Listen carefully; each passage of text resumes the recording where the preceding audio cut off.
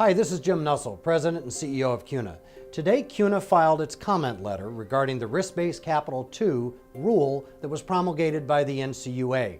There's a deadline to get comments in by April 27, and so we're working with you and with the leagues in order to get as many comments in about this rule as possible.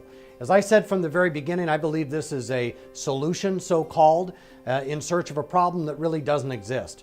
We have outlined in our comment letter some very specific provisions that we would like you to consider as you formulate your comment letters back to the NCUA. We also have a tool online to help you formulate your comments and to get them prepared and back to NCUA on time.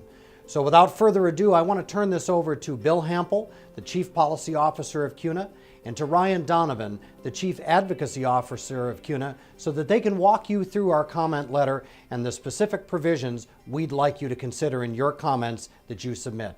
Thank you. Thanks, Jim. Now let's get right into the issues.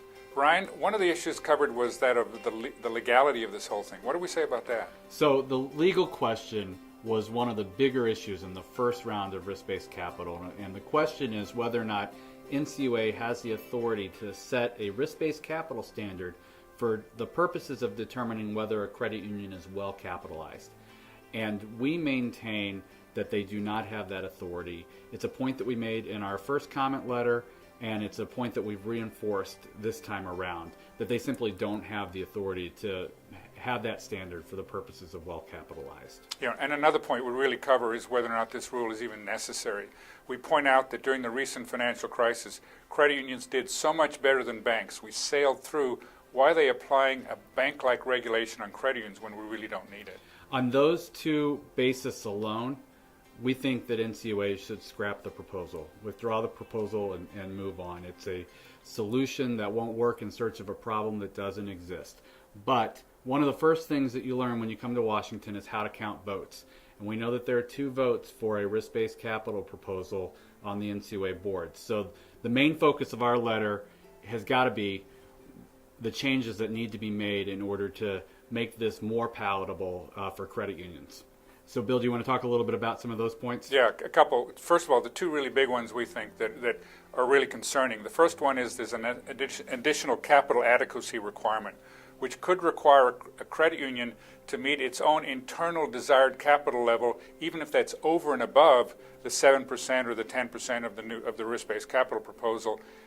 Over and above, that could become part of the examination process, which we really don't think is right. The other concern we have is interest rate risk.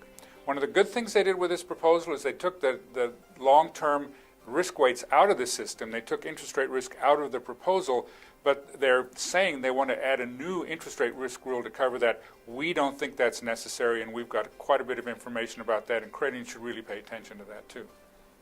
There are a number of other things that we'll raise in our letter, concerns with risk weighting, concerns with information that they collect in the call report, and all of that is in our comment letter that's on our website right now. But there's one other issue that NCUA, when they put out Risk-Based Capital II, asked for some specific comment on, and that has to do with supplemental capital. We raised this in our first comment letter, and we maintain that there is nothing in the Federal Credit Union Act that prevents NCUA from permitting the use of supplemental capital for meeting this risk-based capital requirement. They asked for comment on that, and we're encouraging them to accept it as a way to fulfill the requirements under this proposal. But we're taking it a step further. We're also encouraging them to more actively advocate for the enactment of legislation that would permit credit unions to use supplemental capital for prompt corrective action purposes. We don't think that there's authority under the Act to do that right now. NCUA and CUNA have long supported legislation for statutory capital reform, and so we're going to encourage the agency to be active advocates for that legislation. Great idea.